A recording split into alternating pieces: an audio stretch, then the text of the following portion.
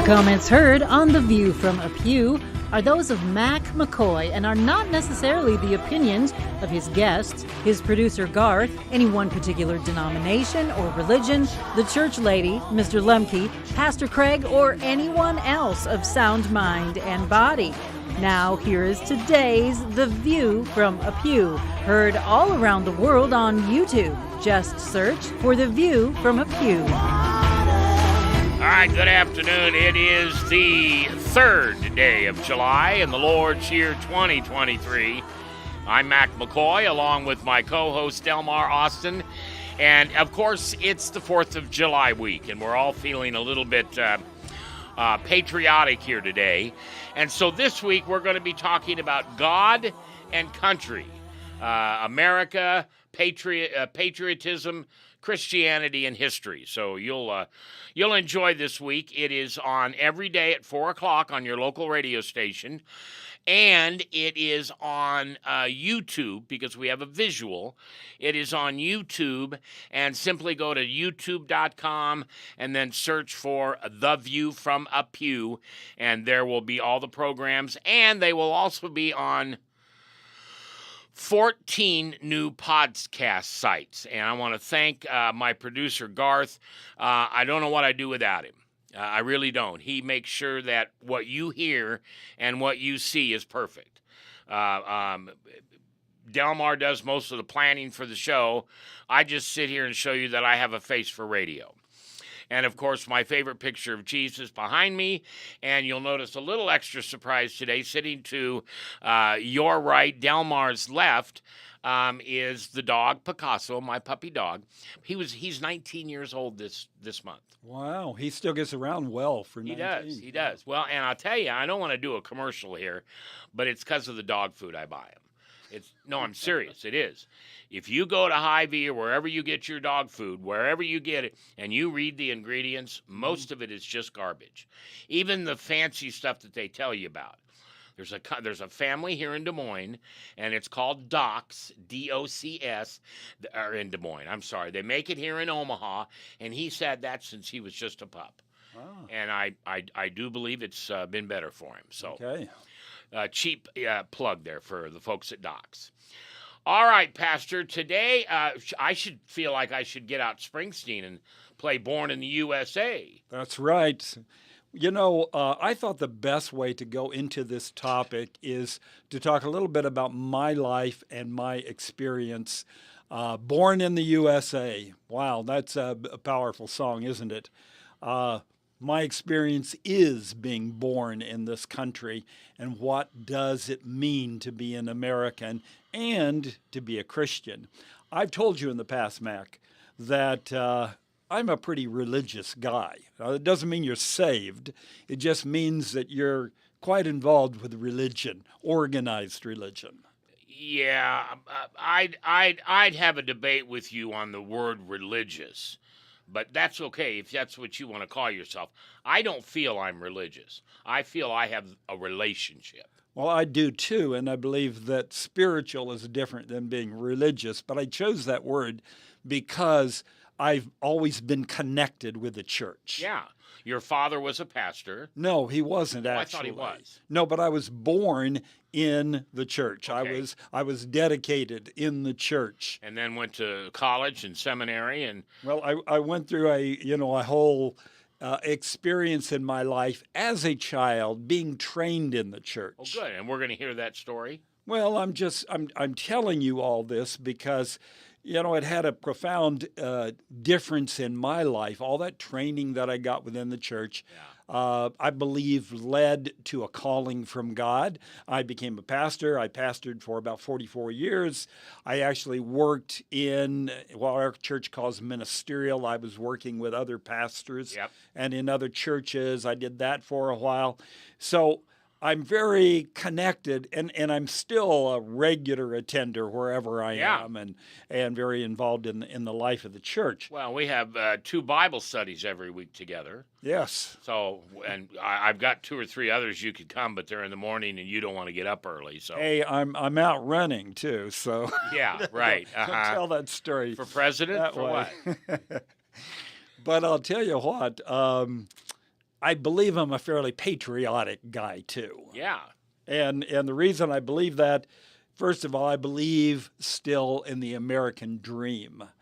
And the American dream is not just, you can own a house and you can, have a decent income. And I mean, that's fine. Yeah. Nothing wrong with that. But Yeah. the American dream is much bigger than that. It's about what this country was supposed to be.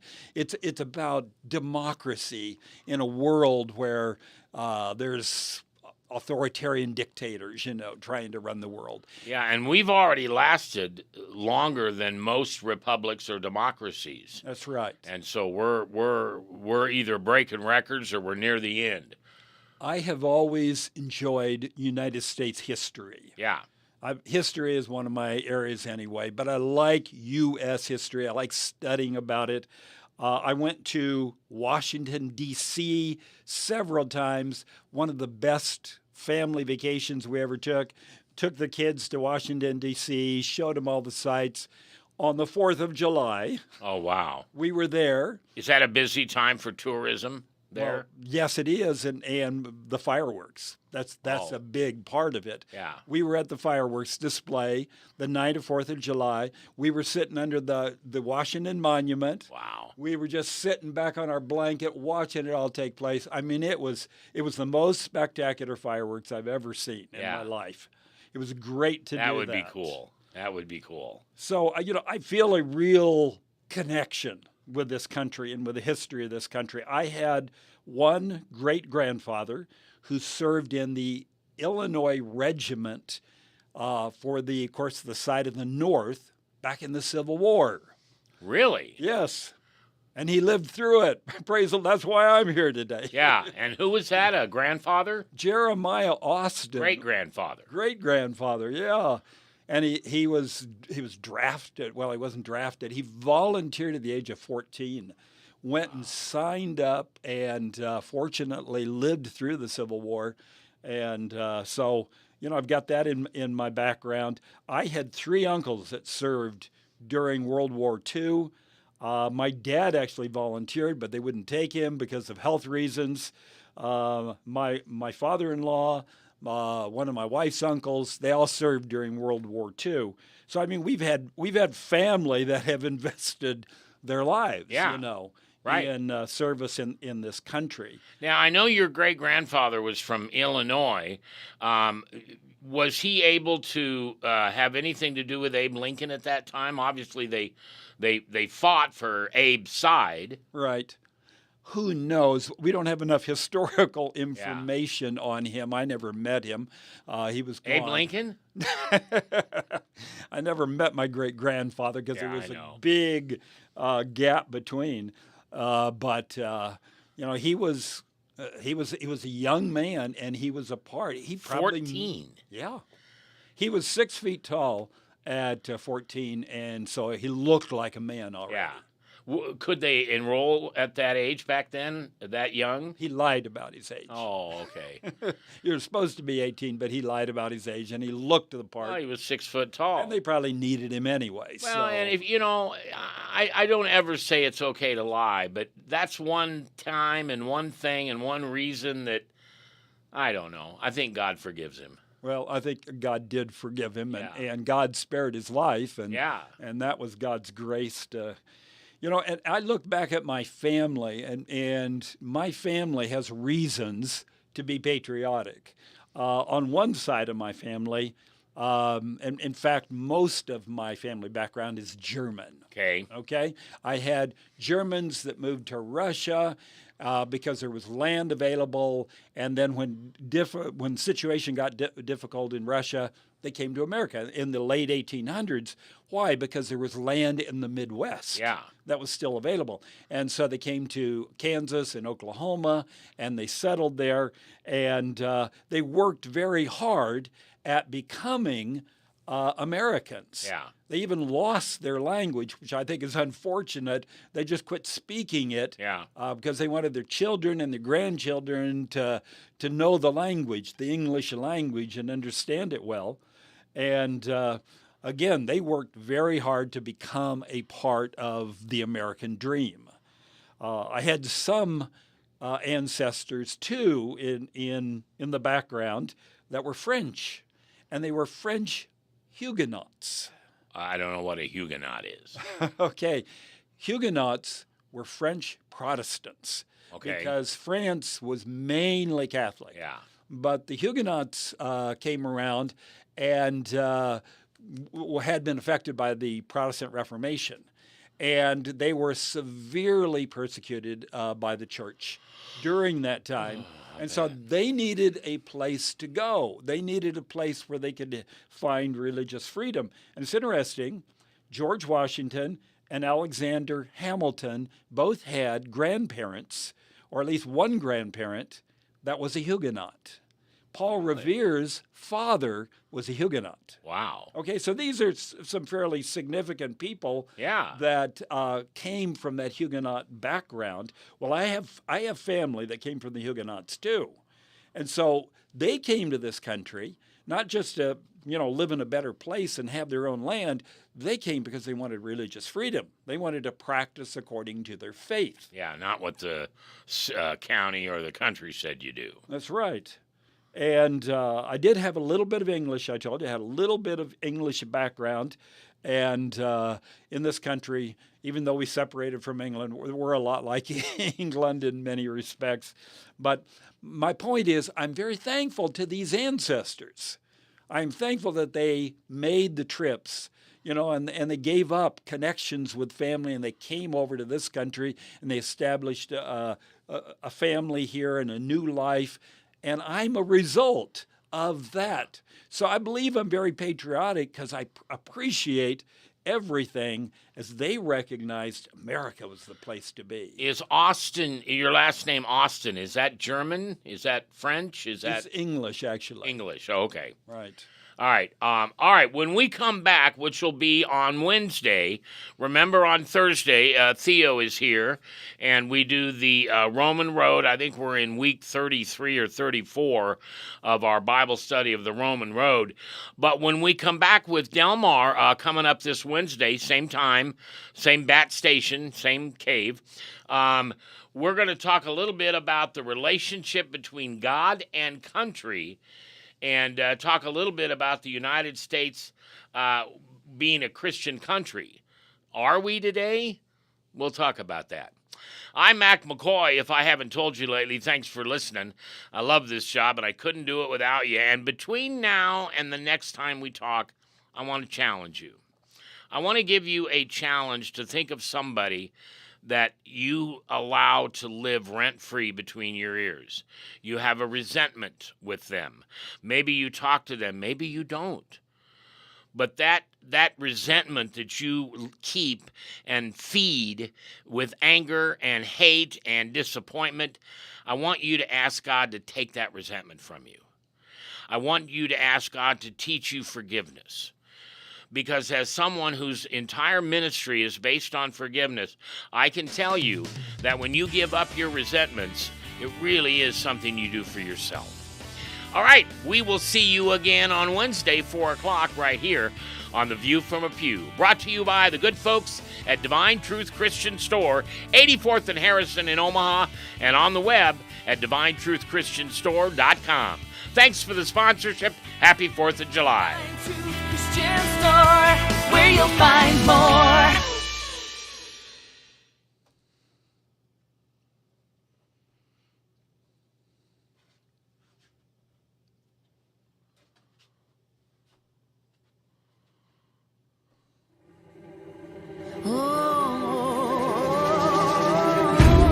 The comments heard on The View From A Pew are those of Mac McKoy and are not necessarily the opinions of his guests, his producer Garth, any one particular denomination or religion, the church lady, Mr. Lemke, Pastor Craig, or anyone else of sound mind and body. Now here is today's The View From A Pew, heard all around the world on YouTube. Just search for The View From A Pew. Thank you, Emily. Happy 4th of July week. We are celebrating our country and God all week long here on The View From A Pew, and we thank you for taking part. You can hear the entire segments, all 4 of them, at the View From A Pew on YouTube. Go to youtube.com and then go to The View From A Pew, and you'll find all of the shows for this week, all the shows entitled God and Country. And we're also now on 14 different podcast sites. And whatever your favorite podcast place is to go, whether it be iHeart or Audible or Apple, do the same thing. Just search for The View From A Pew.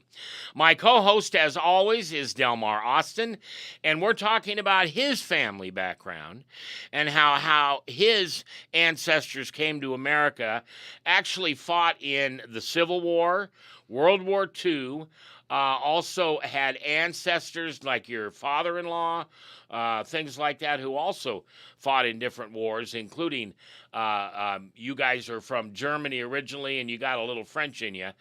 But I want you to talk a little bit about the relationship between God and country, because a lot of people have forgotten how important that was to the people that founded our country just less than 300 years ago. Mark, sometimes people say when you're talking with others, when you're talking with people maybe you don't know too well, or even people you do know well, you need to avoid discussions about religion and politics. Yeah, that's all I ever talk about. I know, that's what I like to talk about. Yeah. So I don't heed that advice. I believe it's important to talk about these things. So that's why we're talking about God and country. I want to share with you some conclusions that I have after thinking through this and trying to understand, how this all fits together between God and country. And my conclusions are 3 short ones, and we will talk more about these as we go along here. But the first one is God always comes first. Yeah, it's God and country. Right. And then family, or sometimes people will put family as number 2. But yeah, it's God, country, and family. I am a Christian before I am an American. Okay. And I'm very patriotic, and Yeah. I believe in America. But first of all, I am a follower of Jesus Christ. I am a Christian. And that difference is very important, that we don't start putting patriotism on the same level as our belief in God and our relationship with God. Yeah, I always get asked that question from atheists about, well, if you would have been born in a different country like China or whatever, you wouldn't be a Christian. Yes, I would be, because God would have called me to be one of his soldiers no matter where I was. And there are Christians in every communist country of the world, too. That's right, yeah. Acts chapter 5 and verse 29, you might remember that Peter and John are called before the Sanhedrin, the religious leaders of the country, which was really the governmental leaders too. And they said, when they were told not to preach about Jesus, they said, we must obey God rather than men. Man's authority is important. God doesn't say, never obey governments. Government is put in place by God, but God is above government. Yes. We always put God first in relationships like that. And so that's a principle that we have to keep straight. Yeah, I agree. Second conclusion is the United States has played a special role in history. And I believe it's because of God's hand. Okay. Now, historians today are doing a lot with that and trying to suggest that, it was all in our minds, and we were very abusive when we came to this country, and God had nothing to do with it. It was all about our desires for more wealth or more land or whatever. And I've got a different take on that, and I do too. I believe that definitely God's hand was involved in the establishment of our country and in what has been happening even in our country. Do you remember the story of the Battle Hymn of the Republic? No. Battle Hymn is written during the time of the Civil War. Julia Ward Howe is the lady that wrote that hymn. And the first time that is played in public, Lincoln is there. Abraham Lincoln is there to hear it. Wow. And wow, if you've ever heard that, if you've ever sung it or if you've ever heard it, that's a powerful song. And it is about God's hand in the leading of what's happening during the time of the Civil War. And that, to me, is just one sign that people in history saw that God was involved in the process of this country and what's happening in this country. And if over the 4th of July or any time this week, I know the 4th was yesterday, but if you watched any programs where fireworks were going off, bands were playing, you're guaranteed to hear that one song, that Battle Hymn of the Republic, and of course the Star Spangled Banner. Yes. And God Bless America by Kate Smith. Yes. Yeah, there's some great songs. Yeah, absolutely. But here is a song which is a hymn that recognizes God's involvement in it, and certainly that was Lincoln's belief too. My last conclusion from looking at all this, looking at history, looking at what's happened, I do believe that America has had some major blind spots as we were developing as a nation. Yeah.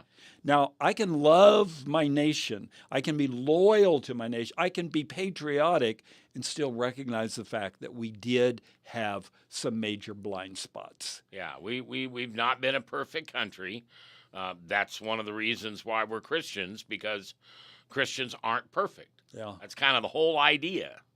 And we have made some attempts Yep. to remedy some of those problems and some of the things that happened along the way. If you look at American history, there's a lot of good that I see that's there, but there's some bad that's there too. Yeah. That was unfortunate that did happen, and we look at that whole picture because we're trying to see what God was trying to do, even throughout the good and the bad. Yeah, you know, I've always felt we didn't treat the American Indian correctly, and I wish we'd go back and fix that.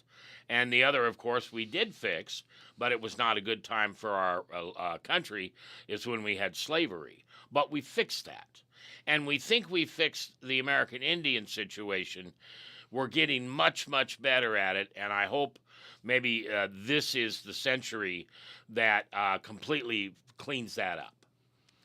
Well, I think we live in a very imperfect world, and we might never clean everything up, but we can learn from the past. Yeah. And we can do better than what we've done in the past too. Mac, you asked a question actually at the end of the last program that we had. Is the United States still a Christian country today?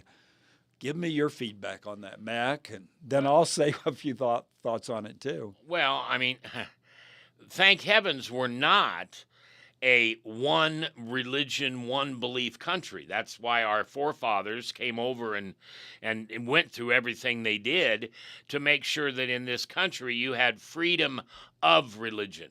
And there's a bunch of dopeheads out there who love to say freedom from religion. But that's not how it was intended, and that's not how it was written. So, yes, I believe we are a Christian country. Are there people who are free to be other than Christian? You bet. And I'm glad they're here too. But we're a Christian country. That's right. Not as much as we were, but more now.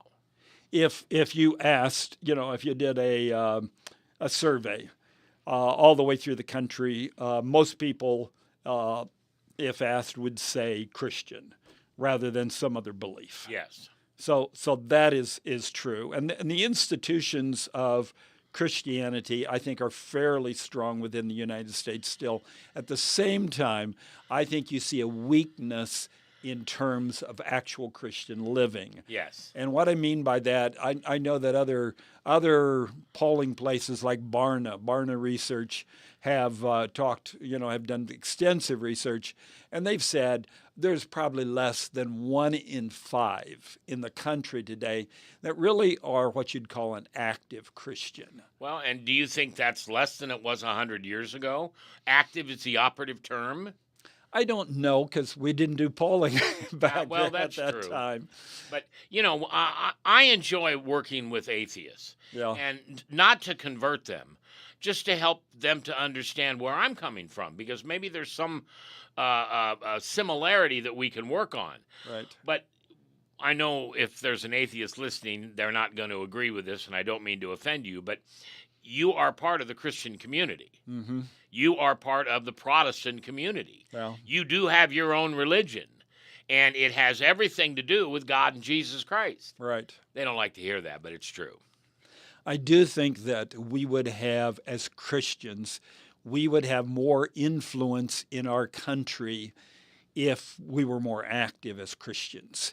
If we were more, not only going to church and reading your Bible, but we were actually being God's witnesses in this world. I think we would have a stronger influence in this world.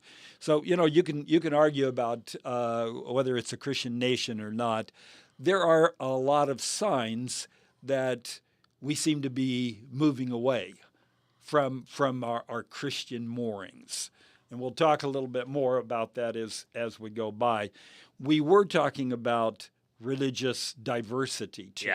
Yeah. We have a fair amount of religious diversity because we do believe that this is a place that people can come to and that they should have a right to worship how they feel, how they feel convicted by God. Yeah. Now, we're running out of time for today, but do you think that the other side, who are not Christian, respect us as much as we respect them? I'm afraid the answer to that is no. I think we're more tolerant than any other religion is.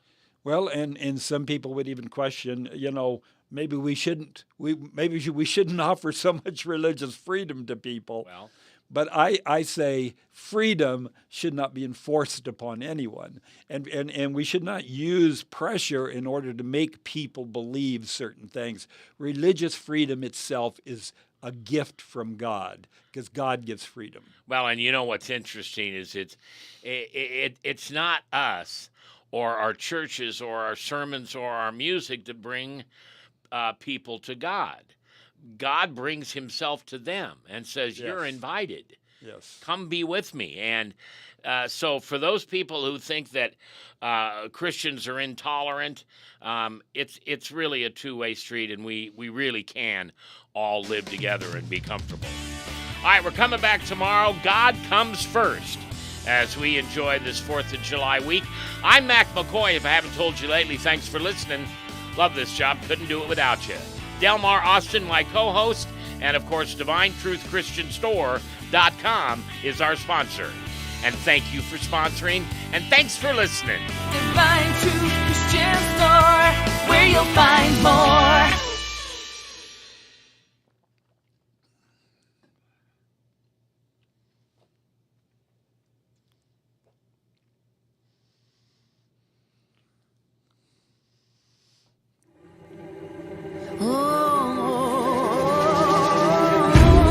The comments heard on The View From A Pew are those of Mac McKoy and are not necessarily the opinions of his guests, his producer Garth, any one particular denomination or religion, the church lady, Mr. Lemke, Pastor Craig, or anyone else of sound mind and body.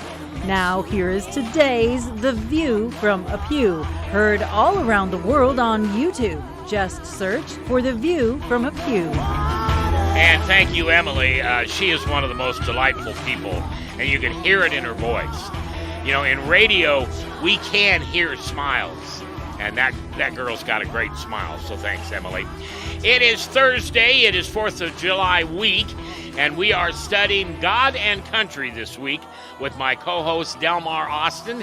And today, on this Thursday, we're going to talk about how God comes first?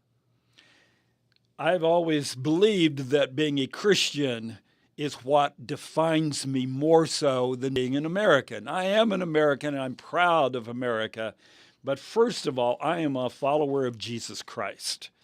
And I think it developed, thinking about my personal experience again, it developed really as I had a chance to go beyond America, as I had a chance to see the bigger world that's out there. Yeah, you were in China for many years. Well, I was for 1 year. 1 year, okay. I had the opportunity during my years in college to go overseas and live in Hong Kong.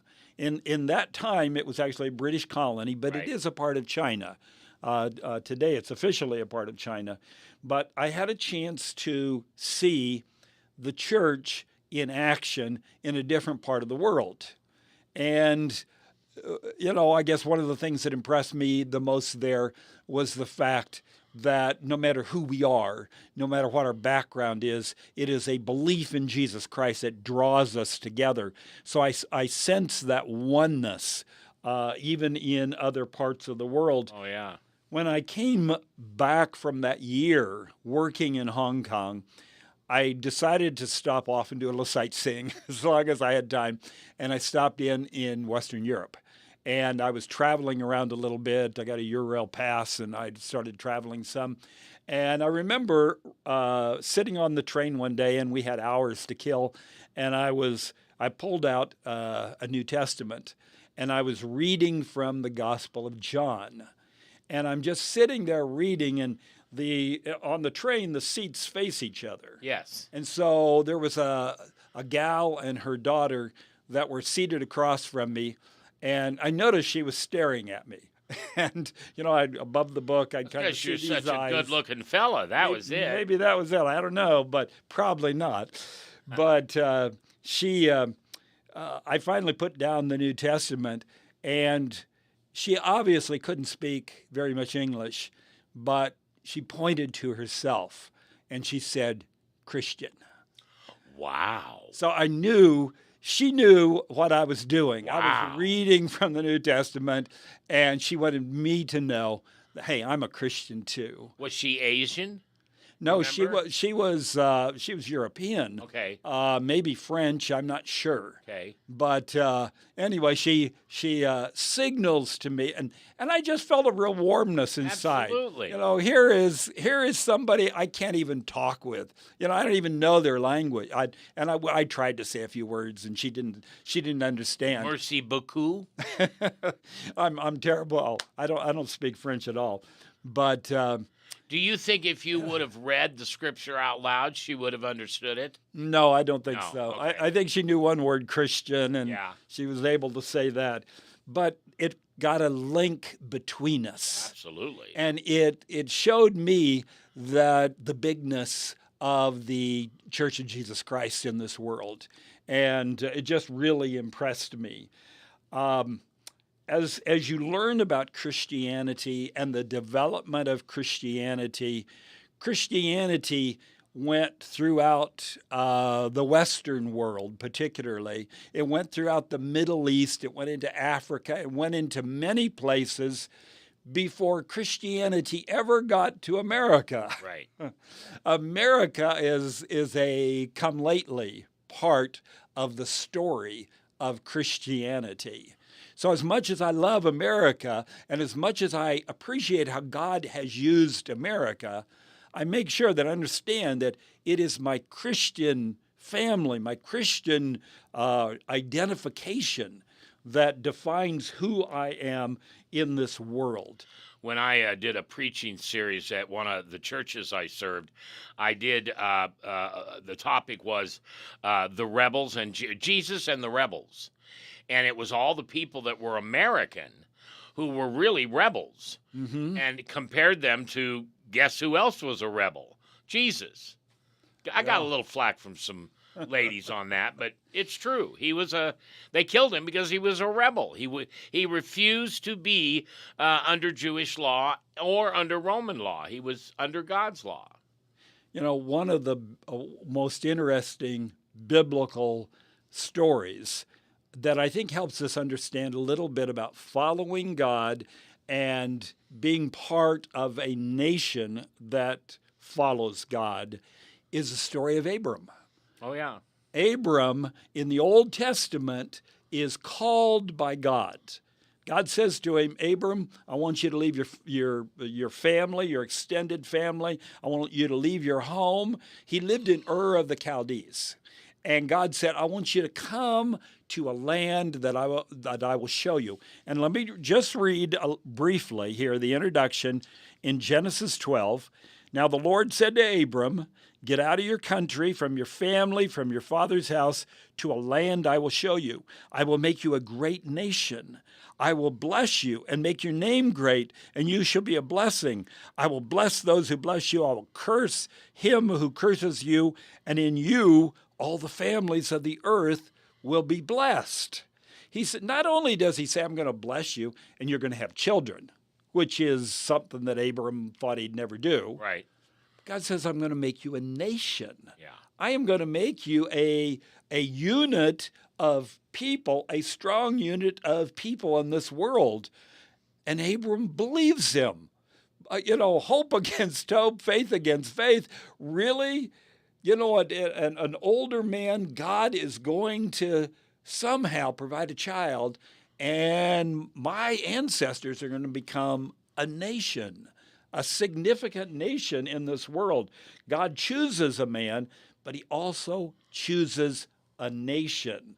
Well, see, that tells us a little bit about how God works. He works in individuals' lives. Sometimes he works in the life of a nation, too. Absolutely. Like he did with Abram. Now, why was it that God said, Abram, I want you to go to this area? And he shows him to go to Canaan. Go to Canaan and live there. Was that a place where nobody lived? No. There were Canaanites that lived there. They believed in false gods. They worshiped idols. Yeah. They were a pretty immoral group of people. And you see all the conflicts that take place. Abram is instructed to go there. And even after the sojourn in Egypt, for hundreds of years, and Moses leads them back, that's the place that God wants them to be. Why was it that God wanted them to go to Canaan? I don't know. Well, I believe You better tell me. You got me hanging now. I believe if you look at a map, it's pretty obvious. Oh. That was an ancient crossroads of the world. Yeah. There were big countries to the north, to the east. There were important, powerful countries to the south. And guess what? When they wanted to get together, when they wanted to do trade, when even they had conflicts and wars, you came through that area. That's right. You came through Canaan. And God had an opportunity, a perfect opportunity, to show others about himself through what was happening in Canaan, or what we call Israel today. It was a part of salvation. That's what got carried out there. God's outcome versus nationalism. It's in Daniel. Yeah. In Daniel chapter 2, what we see is God is telling the history of all these nations that are going to come, and they're going to be different powers. But what happens at the end? There's a big rock, according to the dream in Daniel chapter 2, yep. And the rock destroys all the other nations. And who is it? It's God's kingdom. Yep. So God is not just into nation making.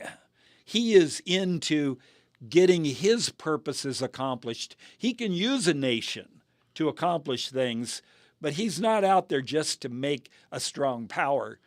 And I will say, and this can a little controversial here, but people who are waiting for God to do something in Israel today might be a little mistaken, because God is not just in the purpose of nation making.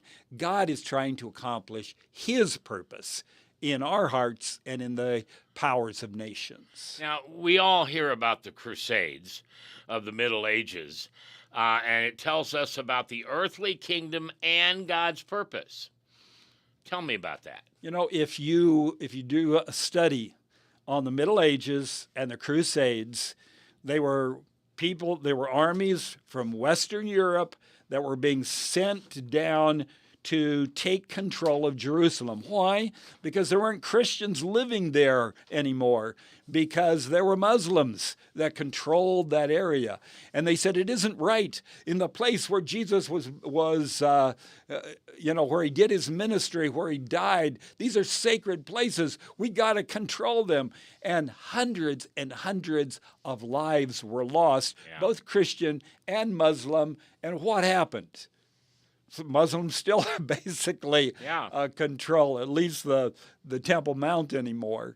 And for what purpose? Well, for what purpose was all that accomplished? If we're just concerned about nation building, I believe we're on the wrong track. Well, I don't think that we as a country are thinking about nation building based on the lines of faith, but we are on democracy. And, of course, a large part of Christianity is that we are democratic. We are a republic. We have a democracy. The people own the country. And I'm going to suggest that's a Christian value. Okay. It's a Christian value, and there's a reason for it, and there's a history connected with it, too. And we'll continue and talk more about that. Yeah, tomorrow on the radio program or on the webcast, we're going to talk about a special role in history for the United States of America, the country that we celebrate this week, and we appreciate you celebrating with us as we continue our series on God and country. Tomorrow, same time, same bat station, exactly where you're listening now. You can see it or hear it. You can also watch us on Facebook, and you can go to youtube.com and search for The View From A Pew. I'm Mac McKoy, and if I haven't told you lately, I sure appreciate you listening. This is my favorite job. It used to be just talking on the radio, and I did politics for so many years. And then it was 14 years ago next month that Jesus came to me in the middle of the night and said, "Hey, you're mine." Didn't ask me, told me. And changed my life. And I do have my next book coming out, and it's kind of that story of my life and my family and how we conquered everything from mental illness to abortion to alcoholism to, well, anyway, the book, and it's called The Legitimate Bastard, and that'll be coming out, and you'll hear more about that here on this radio program. All right, thank you very much for listening today. Thank you for taking part. Delmar and I will be back tomorrow and finish up our series on God and country. We'll see you tomorrow. Good thanks and special thanks to the folks at Divine Truth Christian Stores, 84th and Harrison in Omaha, or online at DivineTruthChristianStore.com. Anything you want, they've got it there for you. Divine Truth Christian Store, where you'll find more.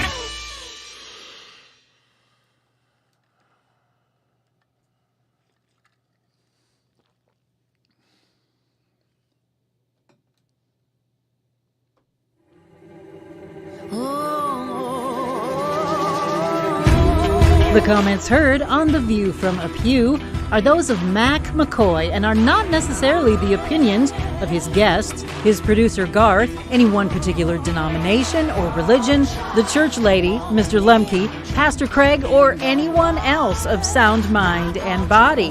Now, here is today's The View From A Pew, heard all around the world on YouTube. Just search for The View From A Pew. Good afternoon. It is Friday of God and Country Week here on The View From A Pew. I'm Mac McKoy. Thanks for listening. My co-host Delmar Austin in the house as we wrap up a week-long conversation of God and country. Now, I've introduced everybody here except the most important the second most important person in the room, and that's my dog Picasso. And he is sitting behind Delmar on a chair, and I have to tell you a little story. When I got him, he was just a few days old. and I nursed him and bottle fed him and held him. And he used to crawl up on my back, and when I would do the radio shows, that's where he would be. He would be on my neck. And now you should always see him on the chair, and today he is in the picture. And he is 19 years old this year. Wow. And I want to thank God for blessing me with such a great companion to spend my life with. Amen. Pets are good. Yeah, they are. All right, Delmar, God and Country, Part 4, a special role in history. That's America. I believe America has a special role. I believe that God's hand has been involved in the development and in the workings of America and the directions America has taken. I don't condone everything that's happened just because it happened in America. There have been bumps along the way. But I want to talk about that special role. Now, people a lot today are talking about manifest destiny. What is that? What is that about? Well, this is a definition that comes from even the Smithsonian. So the Smithsonian knows pretty much what they're talking about. They say manifest destiny is the 19th century doctrine or belief that the expansion of the U.S. throughout the American continents was both justified and inevitable. And their argument is that, okay, we had this kind of viewpoint, and so that's why we just took land. We took it away from the American Indians. We did what we wanted to take over this country and establish ourselves, and we said it was from God. Well, there is some truth in part of that view, and yet at the same time, that does not mean that God did not have a role in our country and that God did not have a purpose for our being here. And I'd like to start out again thinking back about how our country got started by European Americans that were coming over. Now, why is the focus on European Americans? There were indigenous people that already lived here, Yep. but Christianity was basically not here. There was some missionary work that had been done, but very little. And this was the time that colonization began, and colonization began with, at least at the first, mainly Christian people that Yep. came over. Yep. The pilgrims that came over were separatists that couldn't get along in England with the Church of England and were being persecuted, and they'd gone to Holland, and then they came over here to America to establish a colony here. They were Christians, and they were also, I guess, what we would probably call evangelical Christians. They were Bible-believing Christians that came over here and helped to establish Christianity. There were others, like some of my relatives, that were Huguenots. These were French Protestants that also came over and established places here in America. There were other groups like Anabaptists, Puritans, and others. Why did they come over? Why were they colonizing over here? Their purpose was for religious liberty, because they had been in countries where the government or the church was persecuting them. And even to the point of death. They were losing their lives sometimes over religious disputes. And they wanted the opportunity of being in a new land, and they saw America as an opportunity. And I believe that God had a hand in allowing them to come over to this land where there was some land available. Yes, I know there were indigenous people here. And by the way, not all of the first contacts that we had with American Indians were bad. Some of them were good. Some were actually, they were able to work things out. As time went by, there became more and more conflicts. Yes. And that's why some of the Indian wars took place. But And just for what it's worth, I think we were wrong. well, I wish we'd go back and fix that. I think we could have done it better. Yeah. I think we could have worked with the populations that lived here and found they had more space, they had more room that they could absorb more people, and I think it could have worked if we had people on both sides that were willing to try to make it work.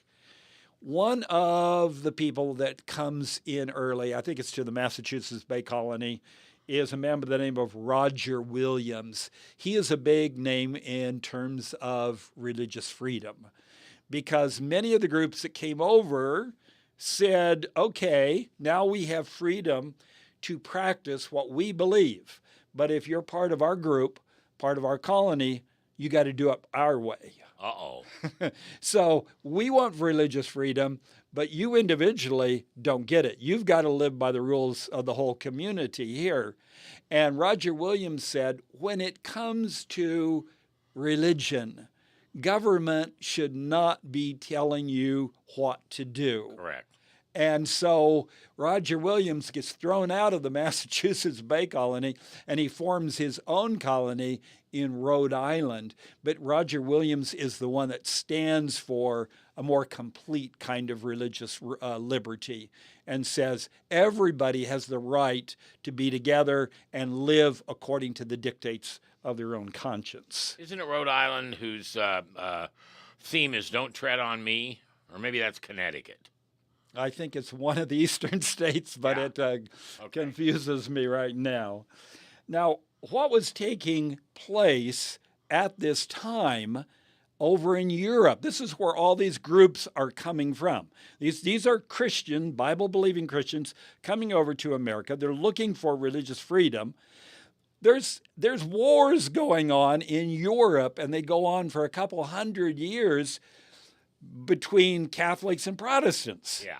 You know, Protestants have set out a new direction. Catholics are unhappy about that.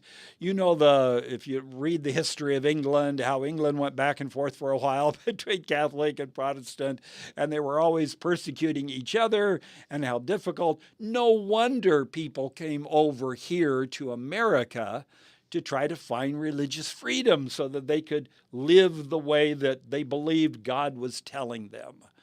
Democracy is a value that these people that had now come, these immigrants which had come to America, democracy was one of the values because they had seen too much of it the other way. They said, and this is their own quotes, they wanted to be in a place with no kings and no popes. Right. Because it was the king that was telling them what to do, or it was the pope that was telling them what to do, and they wanted to live according to their conscience. So what happens? Well, we need a democratic form of government. So, of course, they were very supportive of seeing democracy established in this country. Well, and it was Abraham Lincoln that fought the hardest, along with other Puritans or beginners of this country, who wanted to make sure that we had a democracy that was not mandated by religion. It's interesting in the speech that Lincoln makes at Gettysburg. Everybody knows this real well. 20 years. 7 years. Fourscore and 7. Listen to these words, though. He says, "We are now engaged in a great civil war." They were in the middle of the war still. "Testing whether that nation or any nation so conceived and so dedicated can long endure." We were conceived as a nation that believed in democracy and equality, right? Yep. Every man has the right to life, liberty, and the pursuit of happiness. That's what we wrote anyway. Yeah. And so now we're beginning to realize that we're saying we can't deal with slavery and we can't have that going anymore and be living up to our ideals. Right. And so here is this nation, and we're in the middle of this terrible conflict that's tearing us apart. But we were conceived in this way. God was leading to provide a place in this world where there was religious freedom and where there was democracy. Why? Because God cares about our choice. He cares about the ability to choose. And I believe as Christians, we really ought to care about those things too. Those values are very important. So as we wrap up this week on God and Country, what roles do you think the United States plays in the world today affecting the world order? Well, there's probably a lot of ways that the United States does that. And not everything we've done has always been positive, but many things we have done have been positive in this world. Establishing the Peace Corps and having people go out in different parts of the world as representatives of, and trying to help build up other nations and give people a better life. When Reagan says, "Mr. Gorbachev, tear down that wall," that's using American influence to try to say, that's not the way that you ought to live in this world. There ought to be freedom. There ought to be democracy that takes place. What we are even doing in the Ukraine, and that may be a little bit more muddled today, but we are trying to stand up for a country that wanted to have their own, voted democratically to have their own nation. Well, and they did for years. Yes, they did. And now here's an authoritative power that's trying to take over.